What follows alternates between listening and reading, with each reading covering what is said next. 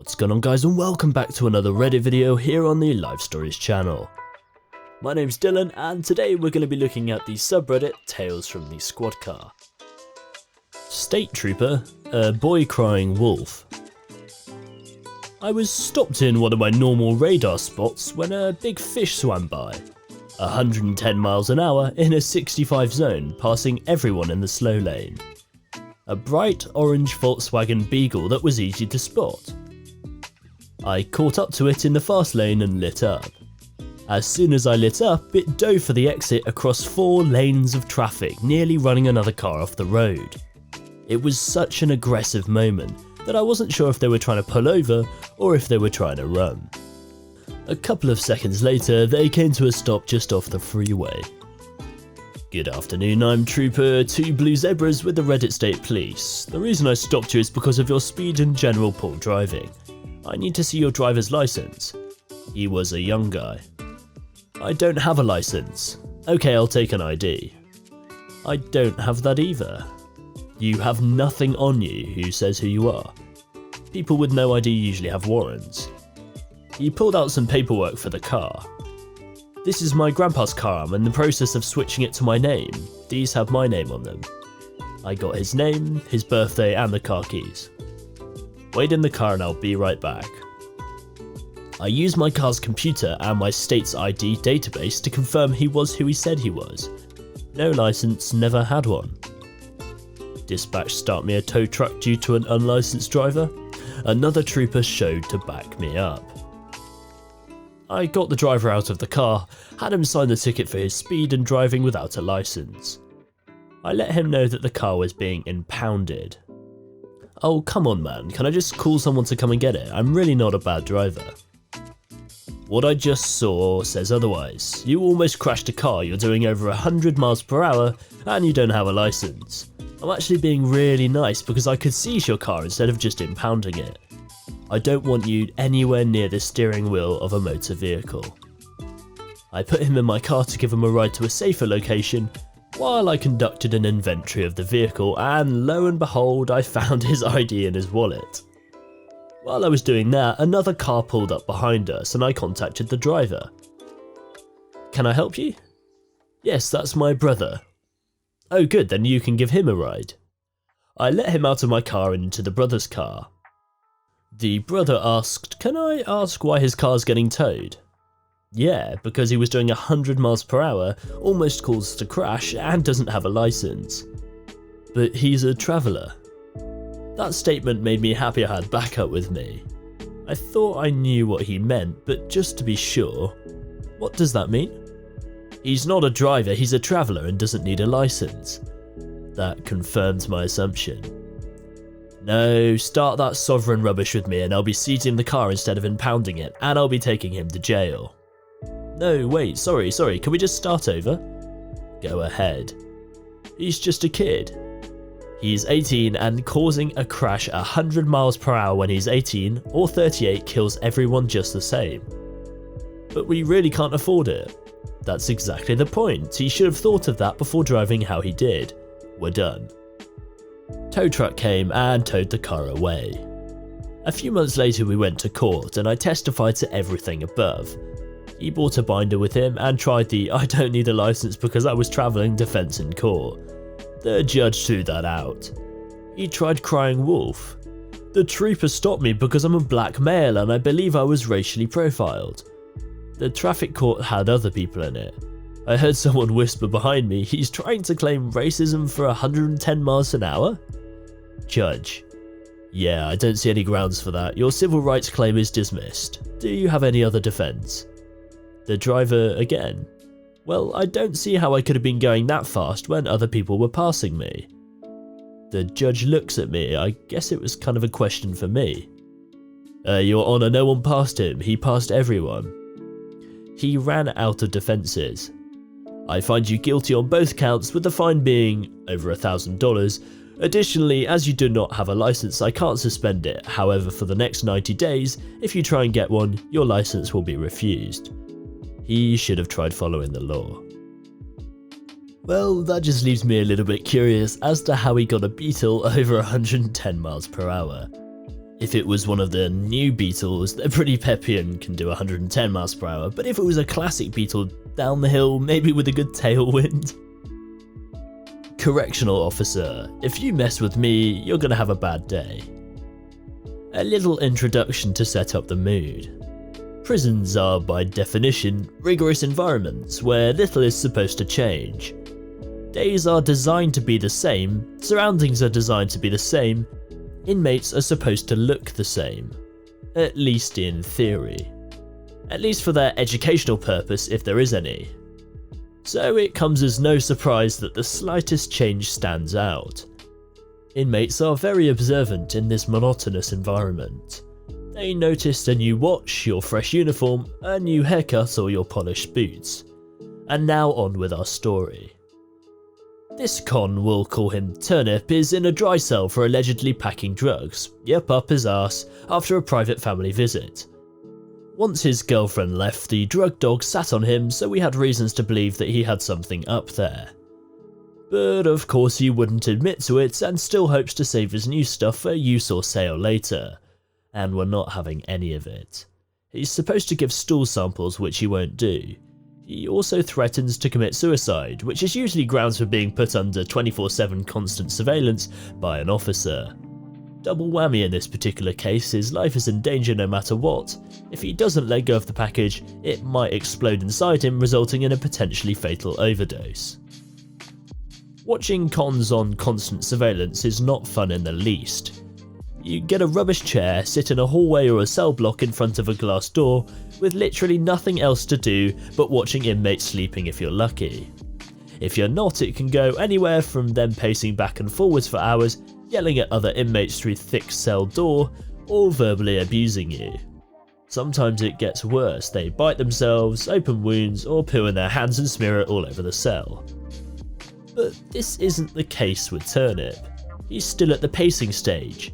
10 small steps to the window, pause, 10 small steps to the door, about 1 per second, pause, swear at me, 10 small steps to the window, pause, and the whole thing goes on again.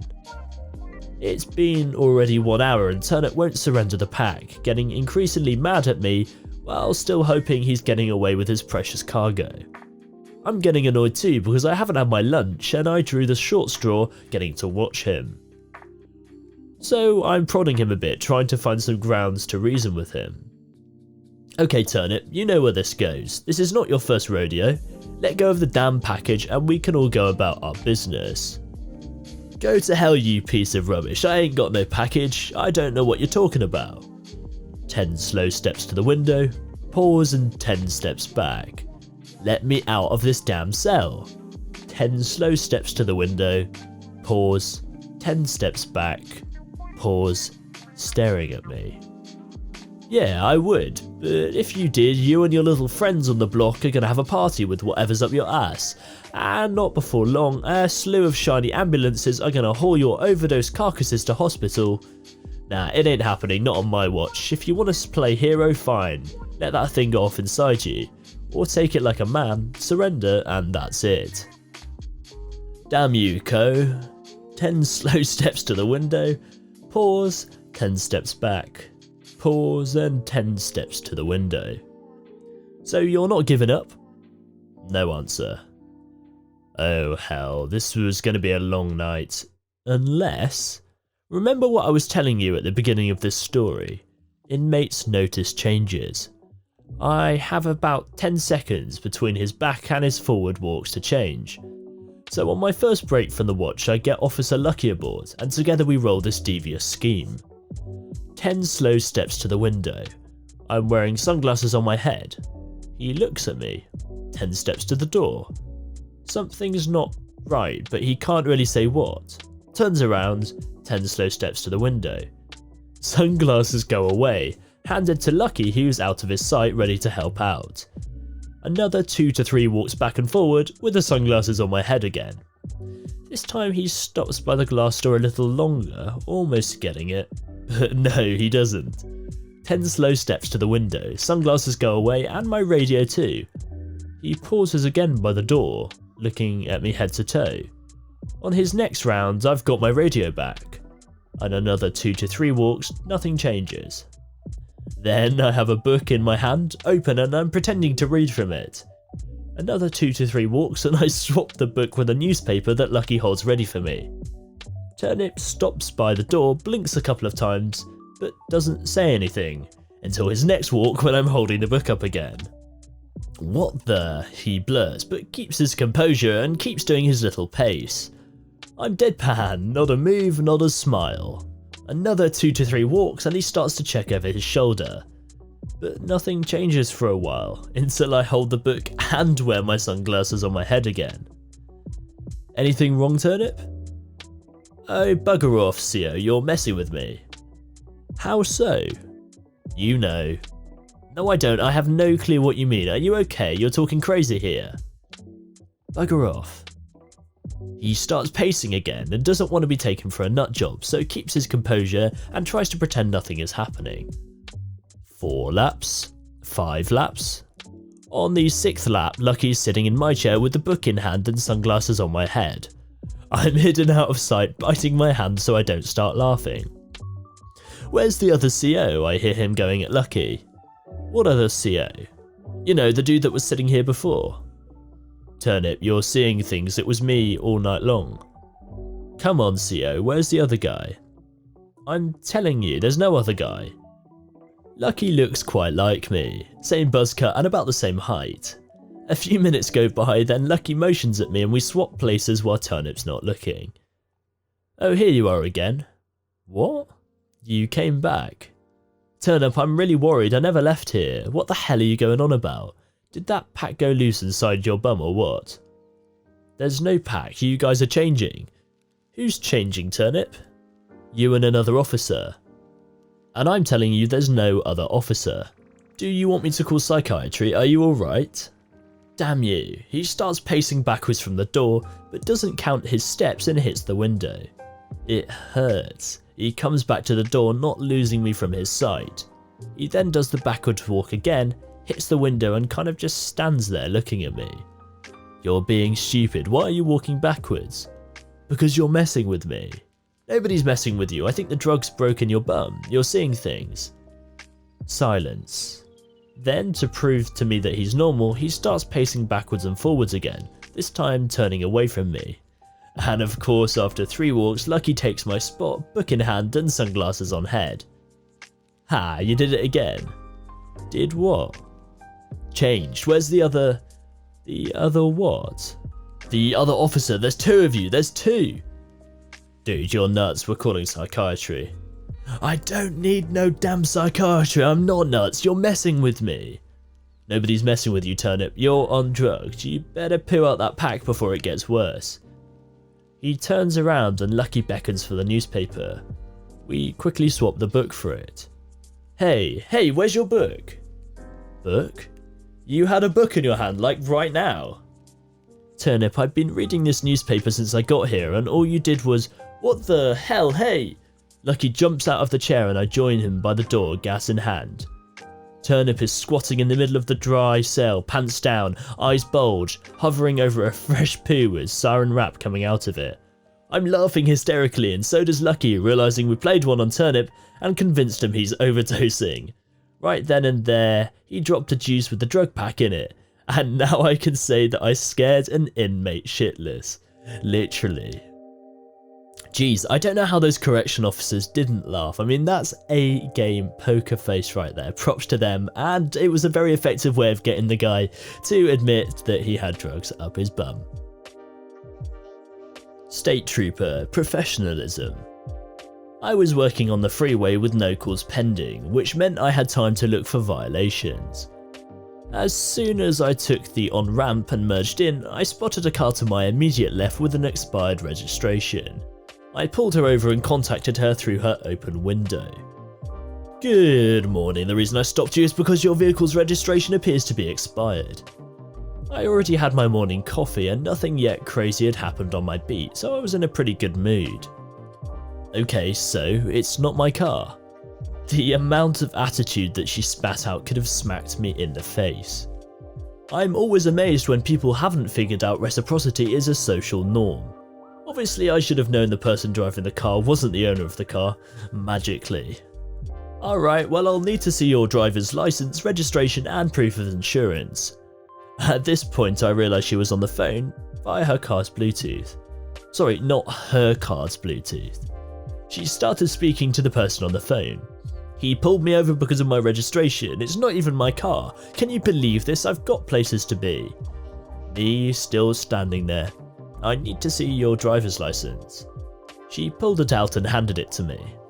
I could hear the person on the other end of the line speaking through the car's speakers. Oh my goodness, what a waste of time. Did you tell him it's not your car? The driver again. I did. And then to me, I've got the insurance on my phone, I'm bringing it up. Okay, that's fine. I had the same cheery tone from when I started talking to her. She paused whilst looking for it. So if you see someone on the road not driving anything but their registration is expired, you just pull them over? At this point, I was thinking attitude was her native tongue and English was her second. I kind of squinted. Yes. She provided her insurance as well. I asked, whose car is this then? It's my brother's. She got this registration and handed it to me. It had a man's name on it. What's your brother's name? That's a subtle stolen vehicle check. Tony. It matched. Do you know if Tony still lives on his address? With some more of that sweet sass, she replied, I don't know where he lives. Thank you for being so helpful. Okay, just wait in the car. I'm going to check the registration through the system to confirm it's expired and I'll be right back with you in a moment. As I walked back to my car, I could still hear her talking on the phone. So like if someone buys a used car and the registration isn't on there yet, he's just going to pull them over too? This is ridiculous. For any inquiring minds, the answer would be yes. Heaven forbid I stop people for breaking the law. I checked the registration on my car's computer and it was expired. It had record that Tony had received previously a citation for the same thing. I could have impounded the car, but that was a long delay waiting for a tow truck that I didn't want to deal with. I returned to the driver. Here's your information back. Since it's not your car, you don't get the ticket. However, Tony will be receiving a ticket in the mail within a few weeks. Okay, can I go now? Her tone was still full of disdain that this was even happening. Yes, ma'am, drive safe. She drove away and I returned to my car. Since the contact with the subject had ended, I turned off my dash cam. Inhale, exhale, big sigh. What a bitch. Well guys, that's it for today's video. If you guys did enjoy, leave a like rating down below and I'll see you all in the next video. Goodbye.